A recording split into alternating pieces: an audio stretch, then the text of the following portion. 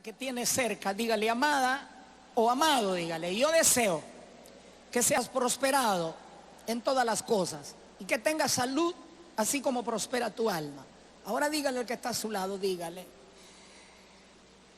yo le creo a Dios y comeré de los frutos de mi boca.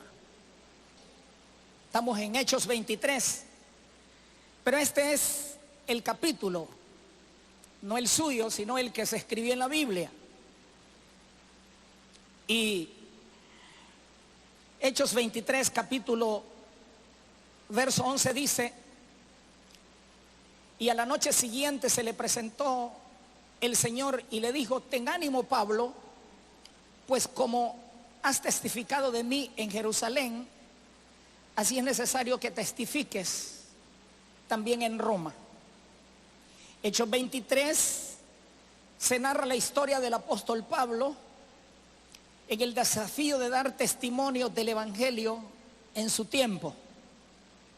En este capítulo se narra todo el peligro que pasó hasta el punto de enfrentar un complot para quitarle la vida. De aquí se desprende una gran enseñanza, y es que todos aquellos que tienen un destino, un propósito de parte de Dios, se cumplirá en el lugar y en el tiempo de Él o de Dios. El destino de Pablo era Roma. Su propósito era dar testimonio del evangelio. Pregunta, ¿cuál es la historia que se escribirá en tu capítulo de Hechos 23 para ti? Haga su propio capítulo. Todos tenemos una historia que contar, todos tenemos una historia que compartir, todos pudiéramos escribir un libro. Hay una historia de su vida que nadie la conoce, pero yo quiero que usted entienda que aún delante de Dios, aquellas cosas que usted no las tiene ni siquiera escritas o que nadie las ha escrito o escrito, Dios las tiene escritas de usted. Porque si no, la Biblia no dijera que se abrieron los libros y que hay un libro que es el libro de la vida, en el cual están escritas las obras de todos aquellos que le sirven al Señor. Ahora, Dios no desea que su historia sea mala, Dios desea que su historia sea buena.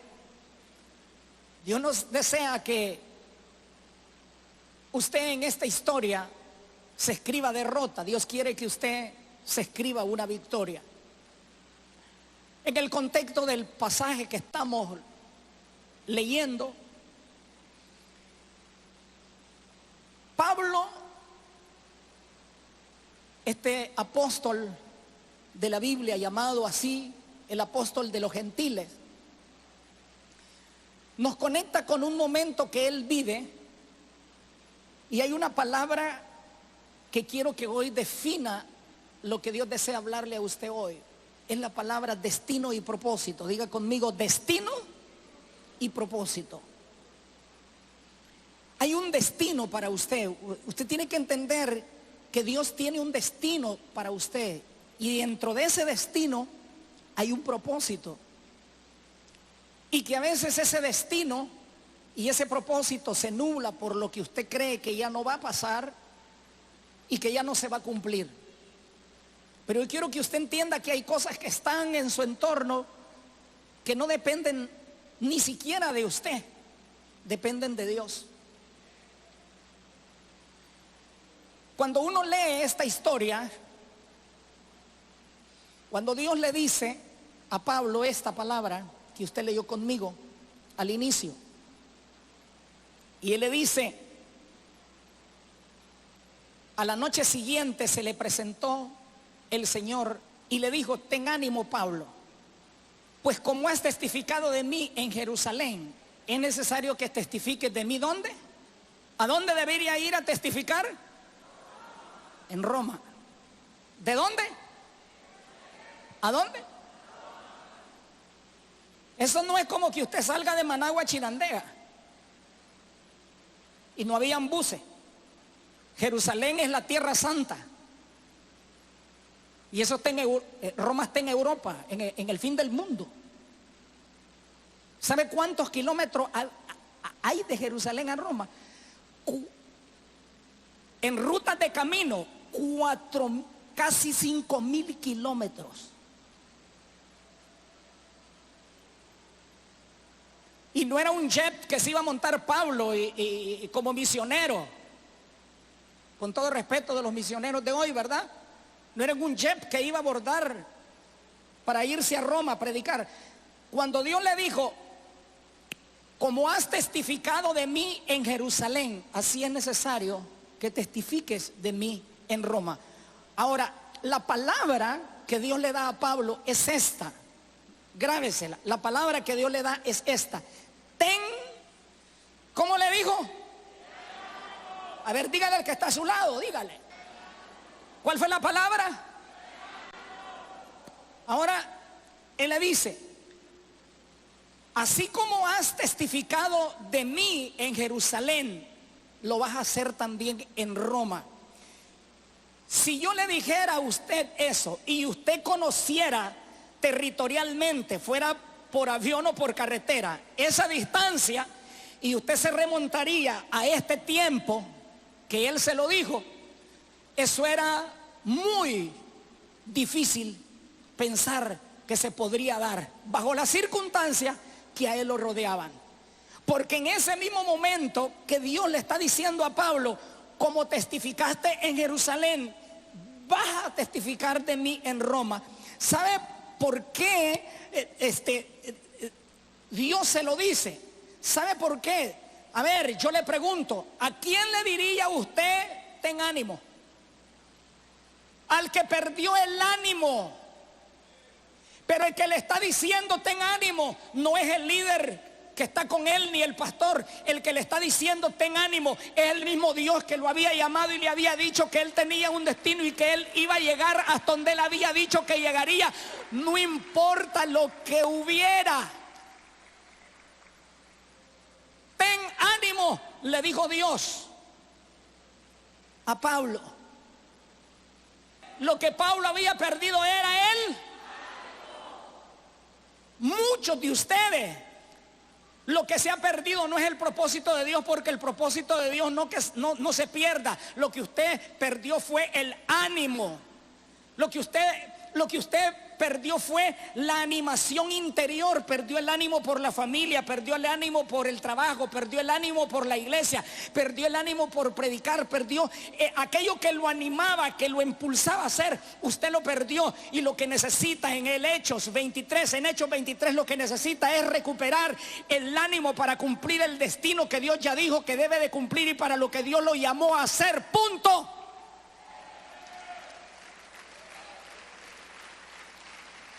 ¿Y qué más le voy a enseñar yo? ¿Cuántas escuelas le voy a dar? ¿Qué más le puedo hacer? ¿Qué más ejercicio? No. Recupere el ánimo. Y quien se lo va a recuperar es la mera fuerza del Espíritu Santo, porque no le puedo sacar estas cosas con palabras de motivación. Usted tiene que recuperar por el ánimo de las cosas que Dios dijo, para las cuales usted fue diseñado y llamado.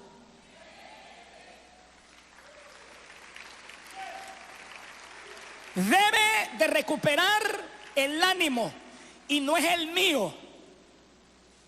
Yo tengo el mío. A ver, usted no puede caminar con mis patines. Usted camine con los suyos. Usted no puede caminar con mi oxígeno. Usted camine con el suyo. Usted no puede caminar con mi ánimo, usted tiene que caminar con el suyo, porque si en algún momento el mío se termina, ese no tiene que ser punto de partida para que su ánimo se quede. Usted tiene que aprender a caminar por lo que Dios dijo que usted tiene que caminar, y no está condicionado a ninguna de las cosas que lo rodeen.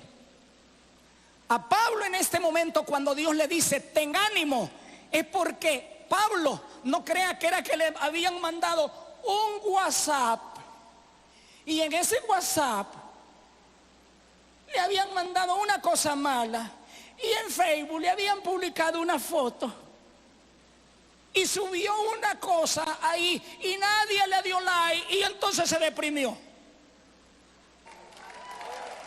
A Pablo no es que le habían mandado, no es que no le daban a Pablo no es que no se desanimó, no porque llegó a la iglesia y la hermana que andaba sirviendo y andaba trabajando allí no la miró y no la saludó, o el pastor no la volvió a ver, o qué sé yo. No es que Pablo se desanimó porque por un chisme o cosa.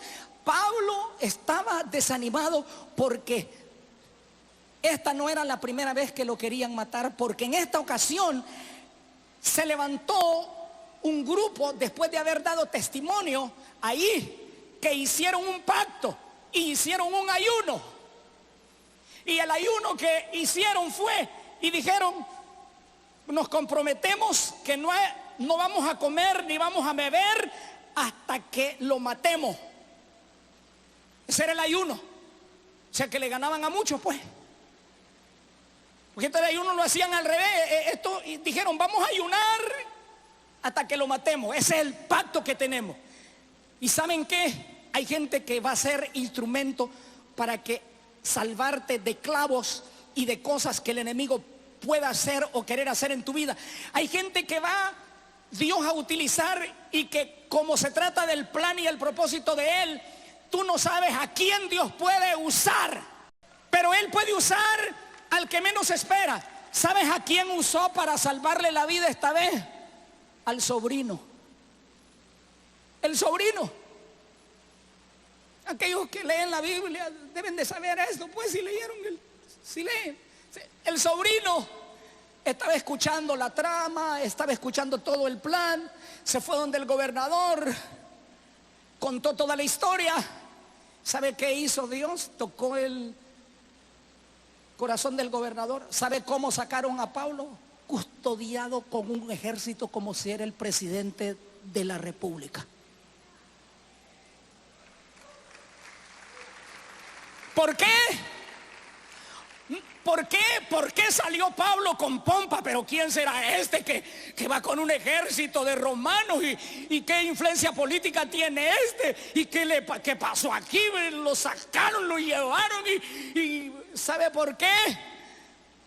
No era nada de influencia política, no era nada de nada. ¿Sabe por qué? Por una sencilla razón: porque hay un destino y hay un propósito que Dios tiene con él, y ese propósito y ese destino que Dios tiene con él es más importante que cualquier cosa que pase.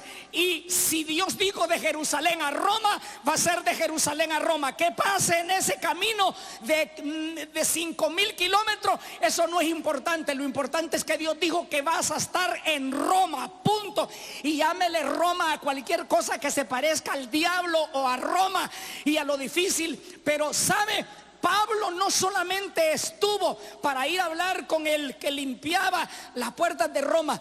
Pablo era un destino de ir frente al emperador de Roma y decirle: usted necesita de Jesús y necesita arrepentirse, y Cristo es el salvador de su vida.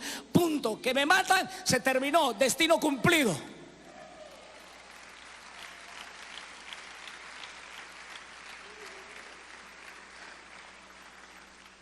Y lo que quiero dejarle hoy es que usted entienda que hay cosas en su vida que lo van a rodear, que Dios dijo que las va a hacer, y no tiene que ver a veces ni siquiera con lo que usted cree.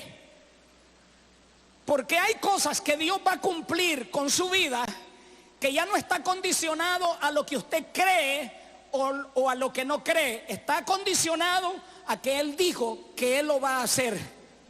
A veces creemos que suceden porque tenemos demasiada fe y decimos: es que yo tuve fe para hacerlo. Y es posible que no fue ni tu fe. Estaba condicionada porque Dios ya había dicho que Él lo iba a hacer. Y aunque tú dejaras de creer eso, Dios de todas maneras lo iba a hacer. Y entonces, ¿para qué voy a creer? No, mejor te conviene creer, porque te ahorrarías tal vez algunos kilómetros en retraso. Porque hay personas a las que Dios cumplió cosas que Él dijo, que ya no estaba condicionado ni siquiera su fe, ni siquiera lo que ellos creían. Estaba condicionado porque Dios lo había dicho, y Él ha dicho que Él no miente. Y Dios, como no miente, entonces Él no puede condicionar a tu falta de constancia para que Él haga o no haga. Él dijo que lo va a hacer y Él te va a llevar, aunque sea de arrastrada, pero te va a llevar, aunque sea casi caído, pero te va a llevar, aunque sea casi muerto, pero te va a llevar aunque sea, es más. Yo quiero que usted entienda que cuando estoy parafraseando esto, hay muchos contextos que le puedo poner en ello. Por ejemplo, el caso de Abraham. Dios le dijo: te voy a hacer padre de multitudes, punto. Y le digo: te voy a hacer padre de multitudes. Ahora yo le pregunto, ¿usted cree que Abraham y Sara, cuando llegaron a la edad que tenía, ellos creían que tendrían un hijo? No, ellos no creían ya que tendrían un hijo. Si ellos hubieran creído que iban a tener un hijo, no hubieran tenido a Ismael antes de Isaac, que era el de la promesa. Pero el Ismael que tú tengas dentro por tu falta de fe no va a atrasar al Isaac que Dios dijo que iba a nacer, que era el de la promesa. ¿Y qué era el que perduraría en lo que Dios dijo? Tu Ismael no va a atrasar lo que Dios dijo. Tiene que entenderlo hoy y salir de esta reunión entendiendo que hay cosas que Dios le dijo en el 2011 a usted, que se la dijo en el 2010, que se la dijo en el 2000. Y aquellos que tienen más años que yo, o menos, o igual, que se las dijo desde el 80 y tal vez no han pasado. Pero no se trata de cuántos años tenga ahora, se trata de que Dios dijo, y aunque lo haya dicho en el 80 o en el 90 o en el 2011, usted lo dejó de creer, pero eso está vigente porque no es obra ni cosa de hombre, es un asunto de destino y es un asunto de propósito. Y si Él dijo que de Jerusalén a Roma usted va a llegar, usted va a llegar.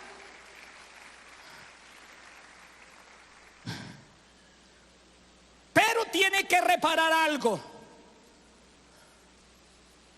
y vencer algo. Y eso está relacionado, diga conmigo, las amenazas son siempre oportunidades. Diga conmigo, los enemigos son instrumentos para empujarme al destino y al propósito. Diga conmigo, la muerte no termina con mi destino ni con mi propósito, solo cumple parte del propósito para llegar a la inmortalidad y a lo incorruptible que Dios tiene.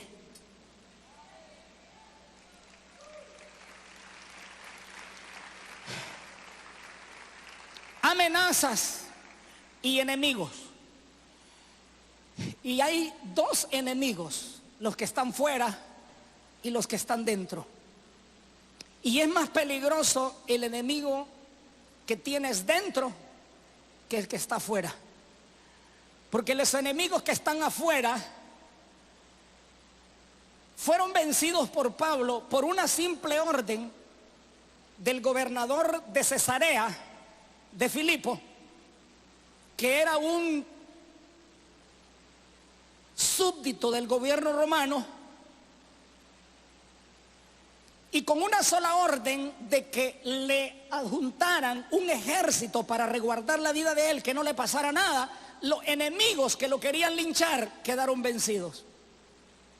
Entonces los enemigos externos, esos Dios puede utilizar cualquier manera para diseminarlos y quitarlos. Pero el enemigo que tiene dentro Pablo, que se llama, ya se me olvidó, ¿cómo es que se llama? Ese enemigo no lo puede parar un ejército de Roma. Y mis palabras y todo lo que yo pueda hacer por ti y cualquier persona no puede vencer el desánimo que te mate y que te quite el deseo de ver las cosas hechas por Dios a través de ti. Ese tienes que aprenderlo a vencer tú. Y quien te dice que tienes que vencer tu desánimo, eres tú mismo. Porque Dios le dijo, ten ánimo. No sé qué cosas en este momento, en ese destino que Dios tiene para usted, están desanimadas, están evacuadas y están postergadas para creer que no van a pasar. Pero usted tiene que entender que hay un recorrido largo. Ese camino es largo, ese camino tiene muchas vueltas y muchas curvas, tiene muchos obstáculos en su vida, pero hay un destino a cumplir. Y usted no está aquí. Usted no está aquí esta mañana, puedo definir esto. Usted no está aquí esta mañana porque usted quiso, simplemente. Usted está aquí porque Dios tiene un propósito. Usted no está vivo en el año Hechos 23 porque usted es inteligente. Usted está vivo porque Dios tiene un destino y tiene un propósito. En ese destino y propósito que Dios tiene, usted tiene que caminar y aferrarse. Que sabe, aunque usted vea, mi amado hermano, que la cosa no está fácil. Pregunto, ¿quién no ha estado en algún momento de sentirse que no hay nada que hacer?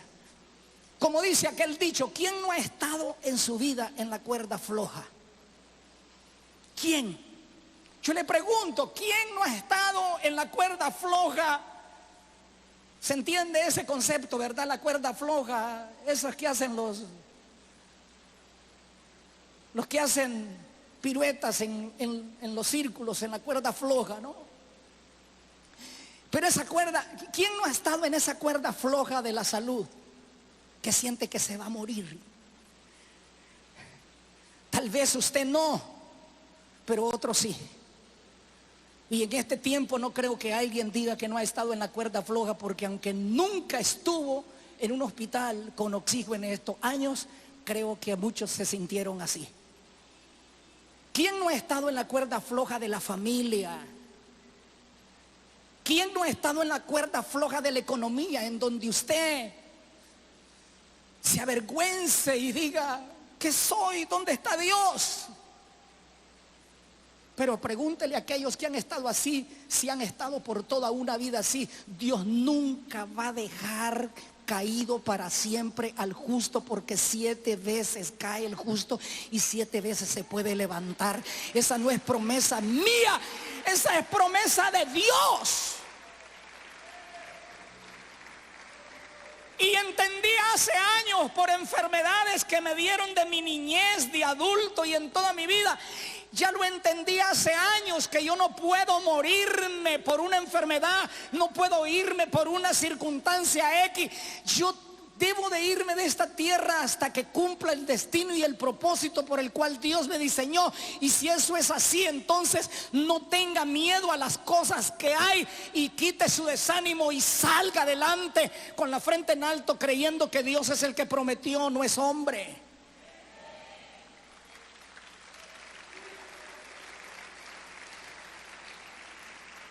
Así Dios habla. Dios les dijo a los discípulos esta palabra. Les digo, estando juntos les mandó que no se fueran de Jerusalén, sino que esperaran la promesa del Padre, la cual les dijo, oísteis de mí. Ustedes escucharon, dijo Jesús, que el Padre habló de que había una promesa que yo iba a mandar. Porque Juan bautizó con agua, mas vosotros seréis bautizados. Y la palabra que aparece aquí es con el Espíritu Santo, dentro de no muchos días. O sea, en unos días de estos va a venir el Espíritu Santo sobre ustedes. Jesús les dice, en unos pocos días viene el Espíritu Santo sobre ustedes. Ellos no tenían conocimiento qué dimensión tenía el Espíritu Santo y cuánto implicaba eso. Pero sí de verdad estaban entendidos que ellos no podían regresar a otro lugar más que a Jerusalén. Porque ellos habían entendido que había un destino claro en seguir lo que habían comenzado.